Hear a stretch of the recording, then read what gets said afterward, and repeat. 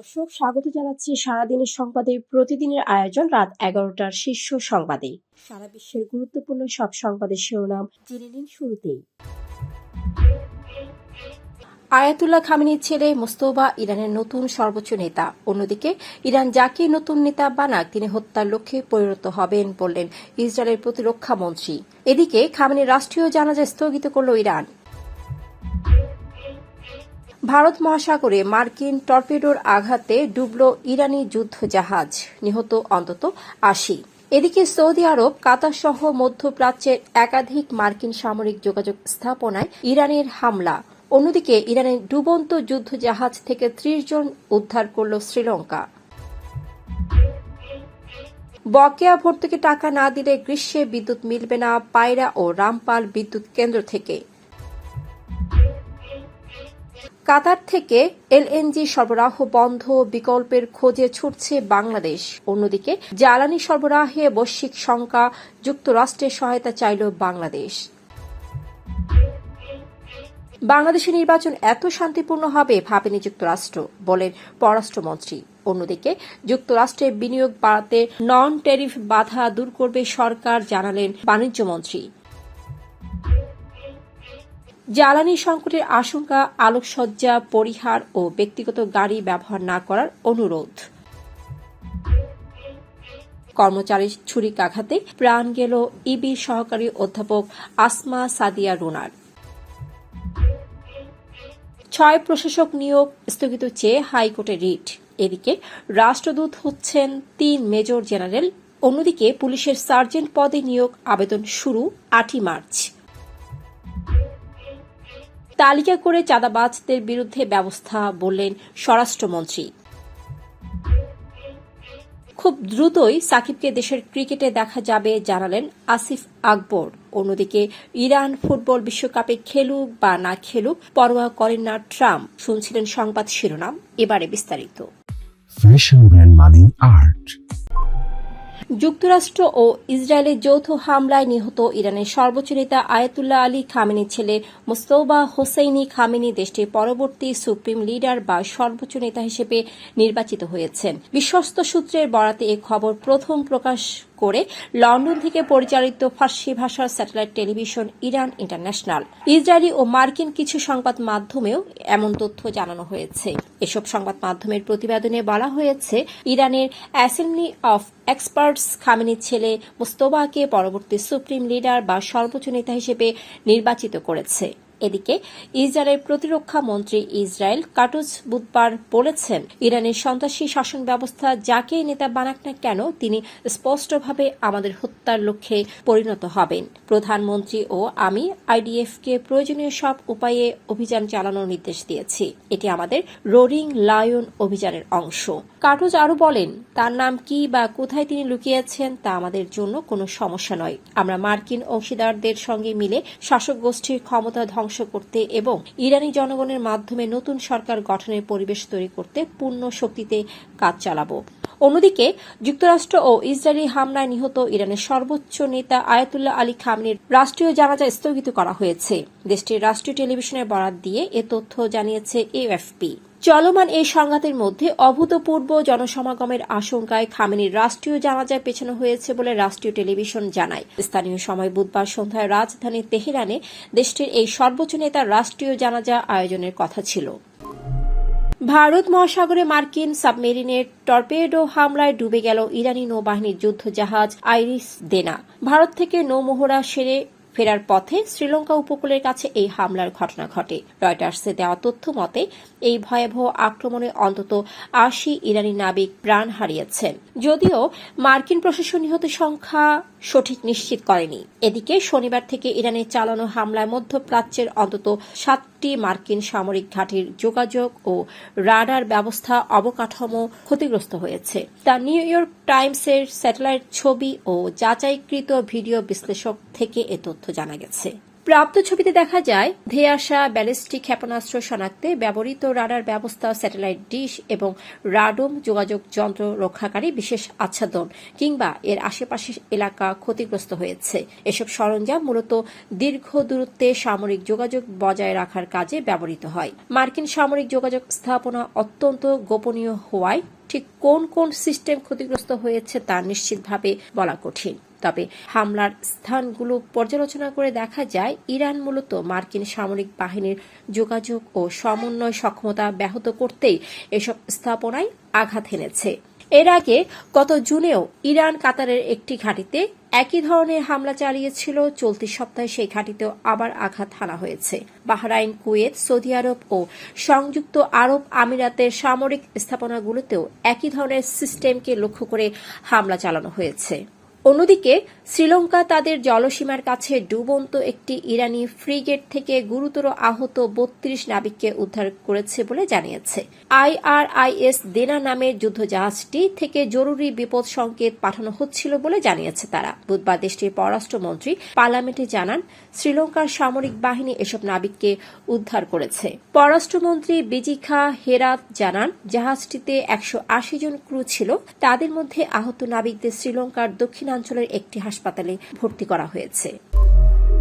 রমজান আসন্ন গ্রীষ্মকাল এবং সেচ মৌসুমে বিদ্যুৎ চাহিদা মেটানো নিয়ে গভীর অনিশ্চয়তা তৈরি হয়েছে। দেশের বড় দুটি কয়লাভিত্তিক বিদ্যুৎ কেন্দ্র ৪,৭২৬ কোটি ৩৭ লাখ টাকার বকেয়া ভর্তুকি না পাওয়ায় কয়লা আমদানির জন্য প্রয়োজনীয় অর্থের সংকটে পড়েছে। বিদ্যুৎ বিভাগ গতকাল অর্থ মন্ত্রণালয়কে দেওয়া এক চিঠিতে সতর্ক করে বলেছে, বকেয়া ভর্তুকি পরিশোধ করা না হলে দেশের বৃহত্তম দুই বিদ্যুৎ কেন্দ্র রামপালের মৈত্রী সুপার থার্মাল পাওয়ার প্ল্যান্ট এবং পায়রা বিদ্যুৎ কেন্দ্র জ্বালানি আমদানি ও বিদ্যুৎ উৎপাদন করতে পারবে না। এই দুটি কেন্দ্র থেকে জাতীয় গ্রিডে মোট ২,৪০০ মেগাওয়াট বেস লোড বিদ্যুৎ সরবরাহ করা হয়। গত বছরের অগস্ট মাস থেকে এই কেন্দ্র দুটির ভর্তুকি পেমেন্ট বকেয়া রয়েছে। অর্থ সচিব ড. মোহাম্মদ খায়রুজ্জামান মজুমদারকে দেওয়া চিঠিতে বিদ্যুৎ বিভাগ বলেছে, দ্রুত বকেয়া অর্থ ছাড় করা না হলে রমজান, সেচ মৌসুম ও গরমের সময় বাড়তি চাহিদার বিপরীতে প্রয়োজনীয় বিদ্যুৎ উৎপাদন নিশ্চিত করা সম্ভব হবে না। এতে সারা দেশে ২,০০০ থেকে ২,০৫০ মেগাওয়াট লোডশেডিং এর সম্ভাবনা সৃষ্টি হবে। এর ফলে একদিকে সেচ প্রক্রিয়া বিঘ্নিত হবে, অন্যদিকে লোডশেডিং জনিত কারণে জনমনে ক্ষোভের সৃষ্টি হবে বলেছে বিদ্যুৎ বিভাগ। কাতারের রাষ্ট্রায়ত্ত জ্বালানি প্রতিষ্ঠান কাতার এনার্জি দীর্ঘমেয়াদী LNG চুক্তিতে ফোর্স ম্যাজুর ঘোষণা করায় আগামী কিছুদিনের মধ্যে বাংলাদেশের বিদ্যুৎ কেন্দ্র ও শিল্প কারখানায় জ্বালানি সংকট দেখা দেওয়ার আশঙ্কা তৈরি হয়েছে। ফলে রাষ্ট্রীয় সংস্থা পেট্রোবাংলা ক্রমে অস্থির হয়ে ওঠা বৈশ্বিক বাজারে উচ্চমূল্যে স্পট কার্গো সংগ্রহের চেষ্টা শুরু করেছে। বিশ্বের বৃহত্তম LNG উৎপাদক এবং বাংলাদেশের সবচেয়ে বড় সরবরাহকারী কাতার এনার্জি চলতি সপ্তাহে ইরানের হামলার পর উৎপাদন স্থগিত করে। এই প্রেক্ষাপটে প্রধানমন্ত্রী তারেক রহমান সংশ্লিষ্ট কর্তৃপক্ষকে দ্রুত স্পট মার্কেট থেকে LNG ক্রয়ের নির্দেশ দিয়েছেন, যাতে দেশব্যাপী জ্বালানি সংকট এড়ানো যায়। এদিকে মধ্যপ্রাচ্যের চলমান সংঘাতে জ্বালানি সরবরাহ নিয়ে শঙ্কা থাকায় সরকার যুক্তরাষ্ট্রের কাছে জ্বালানি সহায়তা চেয়েছে বলে জানিয়েছেন বিদ্যুৎ, জ্বালানি ও খনিজ সম্পদ মন্ত্রী ইকবাল হাসান মাহমুদ টুকু। বুধবার দক্ষিণ ও মধ্য এশিয়া বিষয়ক সহকারী মার্কিন পররাষ্ট্রমন্ত্রী পল কাপুরের সঙ্গে বৈঠক শেষে সাংবাদিকদের সঙ্গে আলাপকালে তিনি কথা বলেন। পররাষ্ট্রমন্ত্রী ড. খলিলুর রহমান জানিয়েছেন, বাংলাদেশের ত্রয়োদশ জাতীয় নির্বাচন এতটা শান্তিপূর্ণ ও অবাধ হবে এমনটা ভাবেনি মার্কিন যুক্তরাষ্ট্র। পররাষ্ট্রমন্ত্রী বুধবার তার সঙ্গে ঢাকা সফররত যুক্তরাষ্ট্রের দক্ষিণ ও মুখ্য এশিয়া বিষয়ক সহকারী পররাষ্ট্রমন্ত্রী পল কাপুরের বৈঠকের পর সাংবাদিকদের কথা জানান। খলিলুর রহমান বলেন, নির্বাচন এত শান্তিপূর্ণ, এত অবাধ হয়েছে সেটি তাদের আশারও বাইরে ছিল, আশাতীত ছিল। আমাকে তিনি বলেছেন, আমার মনে আছে আপনি ওয়াশিংটন সফরে বলেছেন আপনারা এই নির্বাচন উৎসবমুখর করতে চান। অন্যদিকে বাংলাদেশ ও যুক্তরাষ্ট্রের মধ্যে স্বাক্ষরিত বাণিজ্য চুক্তি অপরিবর্তনীয় নয়, প্রয়োজনে এতে সংশোধন, সংযোজন বা বিয়োজনের সুযোগ রয়েছে বলে জানিয়েছেন বাণিজ্যমন্ত্রী খন্দকার আব্দুল মুক্তাদির। বুধবার বাণিজ্য মন্ত্রণালয়ে যুক্তরাষ্ট্রের দক্ষিণ ও মধ্য এশিয়া বিষয়ক সহকারী পররাষ্ট্রমন্ত্রী পল কাপুরের সঙ্গে বৈঠক শেষে সাংবাদিকদের সঙ্গে আলাপকালে একথা বলেন তিনি। বাণিজ্যমন্ত্রী জানান, বাংলাদেশ ও যুক্তরাষ্ট্রের মধ্যে দ্বিপাক্ষিক বাণিজ্যের পরিমাণ প্রায় $8.5 বিলিয়ন। এর মধ্যে যুক্তরাষ্ট্র থেকে আমদানি প্রায় $3.25 বিলিয়ন। একক দেশ হিসেবে যুক্তরাষ্ট্র বাংলাদেশের অন্যতম বৃহৎ বাণিজ্যিক অংশীদার। ফলে দুই দেশের অর্থনৈতিক সম্পর্ক, ভবিষ্যৎ বিনিয়োগ এবং ডিজিটাল অবকাঠামো উন্নয়ন সহ বিভিন্ন গুরুত্বপূর্ণ বিষয় এ সম্পর্কের সঙ্গে যুক্ত। মধ্যপ্রাচ্যে যুদ্ধাবস্থার কারণে জ্বালানি সংকটের আশঙ্কা তৈরি হওয়ায় রমজান মাসে সব ধরনের আলোকসজ্জা পরিহার এবং ব্যক্তিগত যানবাহন ব্যবহার কমিয়ে গণপরিবহন ব্যবহারের অনুরোধ জানিয়েছে বিদ্যুৎ, জ্বালানি ও খনিজ সম্পদ মন্ত্রণালয়। পাশাপাশি বিদ্যুৎ ও জ্বালানির ব্যবহারে সাশ্রয়ী হতে অনুরোধ জানিয়ে সবার সহযোগিতা কামনা করেছে মন্ত্রণালয়। আজ বুধবার বিদ্যুৎ, জ্বালানি ও খনিজ সম্পদ মন্ত্রণালয় থেকে পাঠানো এক বিজ্ঞপ্তিতে এটি জানানো হয়েছে। মধ্যপ্রাচ্যে চলমান অস্থিরতার কারণে সারা বিশ্বে জ্বালানি সরবরাহ বিঘ্নিত হচ্ছে উল্লেখ করে বিজ্ঞপ্তিতে বলা হয়, এর ফলে অনিবার্যভাবে দেশের জ্বালানি খাতে সাময়িক সংকট তৈরির আশঙ্কা দেখা দিয়েছে। দেশের অভ্যন্তরে বর্তমান চাহিদা অনুযায়ী জ্বালানি সরবরাহে সাময়িক বিঘ্ন ঘটতে পারে। জ্বালানি সরবরাহ হ্রাস পেতে পারে বা সাময়িক সমন্বয় করার প্রয়োজন হতে পারে, যার প্রভাবে বিদ্যুৎ ও সারের উৎপাদন কিছুটা হ্রাস পেতে পারে। তাই বিদ্যুৎ ও জ্বালানির ব্যবহারে সাশ্রয়ী হওয়ার জন্য অনুরোধ জানানো হচ্ছে। কুষ্টিয়া ইসলামী বিশ্ববিদ্যালয়ের সমাজ কল্যাণ বিভাগের কর্মচারীর ছুরিকাঘাতে প্রাণ হারিয়েছেন একই বিভাগের চেয়ারম্যান ও সহকারী অধ্যাপক আসমা সাদিয়া রুনা। বুধবার বিকেলে বিশ্ববিদ্যালয়ের অফিস কক্ষেই এই ঘটনা ঘটে। শিক্ষার্থীরা জানায়, বিভাগের পক্ষ থেকে ইফতার মাহফিলের আয়োজন করা হয়েছিল। পরীক্ষা শেষে ছাত্রছাত্রীরা ডিপার্টমেন্টের চেয়ারম্যান আসমা সাদিয়া রুনার অফিস থেকে চিৎকারের শব্দ শুনতে পায়। সেখানে গিয়ে আসমা সাদিয়ার মরদেহ পড়ে থাকতে দেখে শিক্ষার্থীরা। এদিকে পাশে ধারালো অস্ত্র দিয়ে নিজ গলা কেটে আত্মহত্যার চেষ্টা করছিল সেই বিভাগের অফিস সহকারী মোহাম্মদ ফজলু। গুরুতর আহত অবস্থায় তাকে হাসপাতালে ভর্তি করা হয়েছে। দেশের 6 সিটি কর্পোরেশনে গত 22 ফেব্রুয়ারি দেওয়া প্রশাসক নিয়োগের কার্যক্রম স্থগিত চেয়ে হাইকোর্টে রিট করা হয়েছে। আবেদনে 30 দিনের মধ্যে এসব সিটি কর্পোরেশনে নির্বাচন আয়োজন করতে নির্দেশনা চাওয়া হয়েছে। বুধবার সুপ্রিম কোর্টের আইনজীবী গোলাম কিবরিয়া সহ 6 জন এই রিট করেন। রিটে বিবাদী করা হয়েছে স্থানীয় সরকার সচিব, প্রধান নির্বাচন কমিশনার সহ 6 সিটি কর্পোরেশনের প্রধান নির্বাহী কর্মকর্তাকে।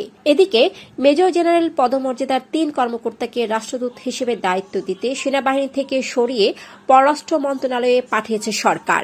এই 3 কর্মকর্তা হলেন major general Nasim Parvez, major general Mohammad Kamrul Hasan ও মেজর জেনারেল মোহাম্মদ জাহাঙ্গীর আলম।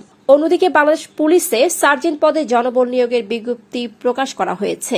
এই পদে নারী ও পুরুষ উভয় প্রার্থীরাই আবেদন করতে পারবেন। আগ্রহী যোগ্য প্রার্থীরা 8 মার্চ থেকে অনলাইনে আবেদন করার সুযোগ পাবেন। তালিকা করে চাঁদাবাজদের আইনের আওতায় নিয়ে আসা হবে বলে জানিয়েছেন স্বরাষ্ট্রমন্ত্রী সালাউদ্দিন আহমেদ। বুধবার ডিএমপির সদর দপ্তরে সংস্থাটির ঊর্ধ্বতন কর্মকর্তাদের সঙ্গে মতবিনিময় সভা শেষে মন্ত্রী সাংবাদিকদের একথা জানান। স্বরাষ্ট্রমন্ত্রী বলেন, ঢাকা মহানগর পুলিশকে 2টি বিষয়ে অনুশাসন দিয়েছি। আমরা খুব শিগগির, বিশেষ করে ঢাকা থেকে শুরু করব, চাঁদাবাজদের তালিকা প্রস্তুত করে তাদের আইনের আওতায় নিয়ে আসার ব্যবস্থা গ্রহণ করব। দ্বিতীয়ত, যারা সন্ত্রাসী, দাগী, আসামি এবং সমাজে বিশৃঙ্খলা তৈরি করছে তাদের একটি তালিকা প্রণয়ন করা হয়েছে। খুব দ্রুতই সাকিব আল হাসানকে দেশের ক্রিকেটে দেখা যাবে বলে জানিয়েছেন বিসিবির পরিচালক ও বয়সভিত্তিক টুর্নামেন্ট কমিটির চেয়ারম্যান আসিফ আকবর। তিনি বলেন, দেশের হয়ে খেলার মাঠে ফিরতে সাকিব আল হাসানের বিষয়গুলো নিয়ে যে আইনগত জটিলতা সৃষ্টি হয়েছিল সেগুলো সমাধানের জন্য ক্রীড়া মন্ত্রণালয় ও বিসিবি একসঙ্গে কাজ করছে। খুবই দ্রুততম সময়ের মধ্যে সাকিবকে দেশের ক্রিকেটে দেখা যাবে। এদিকে যুক্তরাষ্ট্রের প্রেসিডেন্ট ডোনাল্ড ট্রাম্প আসন্ন ফিফা বিশ্বকাপে ইরানের অংশগ্রহণ নিয়ে করা প্রশ্নকে গুরুত্ব না দিয়ে বলেছেন, এ বিষয়ে তিনি একেবারেই পরোয়া করেন না। যুক্তরাষ্ট্র ও ইরানের মধ্যে ক্রমবর্ধমান ভূ-রাজনৈতিক উত্তেজনার মধ্যে এ মন্তব্য করেছেন তিনি। এবারে বিশ্বকাপ যৌথভাবে আয়োজন করবে যুক্তরাষ্ট্র, মেক্সিকো এবং কানাডা। টুর্নামেন্টটি শুরু হবে আগামী 11 জুন। সূচি অনুযায়ী গ্রুপ জিতে থাকা ইরান তাদের প্রথম ম্যাচ খেলবে জুনে নিউজিল্যান্ডের বিপক্ষে। ম্যাচটি অনুষ্ঠিত হওয়ার কথা লস অ্যাঞ্জেলেসে। তবে ইরানের ফুটবল ফেডারেশনের সভাপতি মেহেদি দি তাজ সম্প্রতি জানিয়েছেন, বর্তমান পরিস্থিতিতে দলটি বিশ্বকাপে অংশ নেওয়া নিয়ে বড় ধরনের অনিশ্চয়তা তৈরি হয়েছে। সাম্প্রতিক সামরিক হামলা ও সংঘাতের প্রেক্ষাপটে তিনি বলেন, এই হামলার পর আমরা বিশ্বকাপকে আশাবাদী দৃষ্টিতে দেখব, এমনটা আশা করা যায় না। সুপ্রিয় দর্শক, এতক্ষণ আমাদের সাথে থাকার জন্য ধন্যবাদ। প্রতি মুহূর্তে দেশ বিদেশের গুরুত্বপূর্ণ সব সংবাদ জানতে ভিজিট করুন www.saradinesসংবাদ.com। Fashion brand Mali Art. Men's, ladies, and kids wear. Art. Be smart.